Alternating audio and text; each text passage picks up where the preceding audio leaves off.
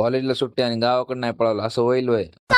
दसऱ्याचा दिवस आणि आपल्या लाल परी संघ आपण नटणार नाही. कसं आहे गेटअप, भगवी टोपी आणि कवड्याची माळ. जुन्या माजलगावच्या रस्त्यानं निघालो ना देवदर्शन घ्यायला. आज लयच गर्दा होता. पहिलं दर्शन माजलगावात गेलं की मारुती रायाचं. मारुती रायाचं दर्शन घेऊन थेट सवारी देवीच्या दर्शनाला. मग काय देवीचे दर्शन घेऊन बाहेर आलो. पाहिलं तर इकडं रावण दहनाचा कार्यक्रम. अस्सल माजलगावकरच सांगू शकतात हा कार्यक्रम कुठं होता.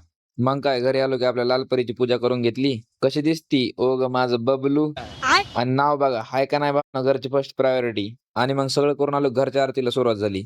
जय देवी जय महिषासुरनी श्री श्रवज्ञ तारक संजीवनी जय देव आई राजा उदे उदे सदानंदीचा उदे उदे बोल तुळजा भवानी माता की जय बोल.